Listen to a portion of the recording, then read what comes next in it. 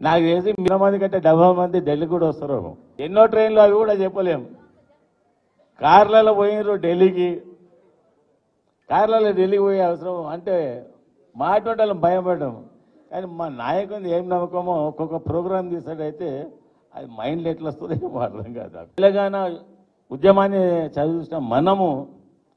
Parliament election మనకేదో లెక్క కాదు అని నేను అనుకుంటున్నాను. మీరేమనుకుంటారో మళ్ళీ నాకు తెలియదు, ఎవరు సపోర్ట్ చేస్తలేరు. ఓ లెక్కనా మనకు పార్లమెంట్ ఎన్నికలు? అట్లా ప్రకటన జరిగింది. జరిగినప్పటి నుంచి నేను కూడా అందరికీ తెలంగాణ జిల్లాలు అన్ని తిరిగినా నేను అప్పట్లో. హైదరాబాద్లో ఏందో నేను కూడా ఊహించలే, ప్రమాణంగా చెప్తా ఉన్నా, నేను ఊహించలే ఎంపీ క్యాండిడేట్ అంటే. అప్పుడు అనిపించింది అంటే నాకు కూడా ఇంత క్రెడిట్ ఉంది హైదరాబాద్ సిటీలో అనిపించింది. అప్పుడు కనుక తెలియదు నాకు, జోక్ కాదు, బాగా లేచింది అది.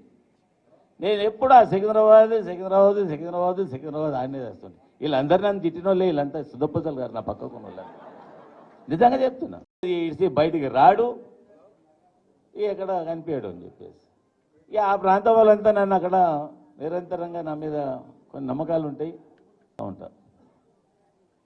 ఇక వేరే ఇలా డేలా గారి వాళ్ళంతా అరే రాత్కో గైతో కైసా భీ మిల్తా అని చెప్పి రాత్రికి పోతే ఎట్లయినా కలుగుతుంది.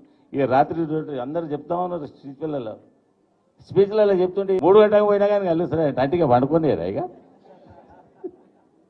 అట్లా మనమే నమ్మకాలు పెట్టుకొని మన కార్యకర్తలు ఎంతో కృషి చేస్తూ ఉంటారు. వాళ్ళకి ఏదైనా సమయం వచ్చినప్పుడు మనం అందుబాటులో ఉండాలి. అవి నాయకునికి లక్షణాలు పెట్టుకోవాలి. మనం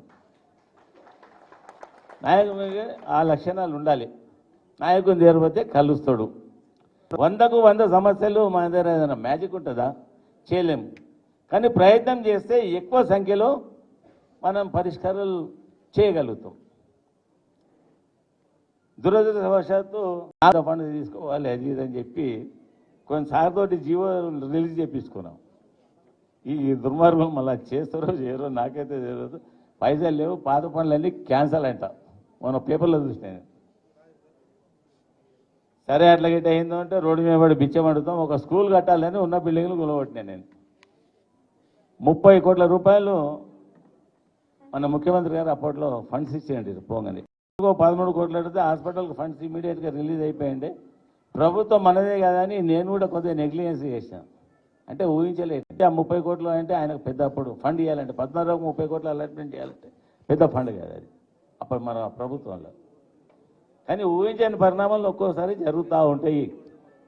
ఆ ఊహించని పరిణామాలు జరిగినప్పుడు ఖచ్చితంగా ఏ ఇష్యూ అయినా కానీ మేము ఉన్నామని చెప్పి అక్కడ నిలబడతాం. గతంలో నిలబడ్డాం రాష్ట్ర సాధనకు, ఇప్పుడు నిలబడతాం.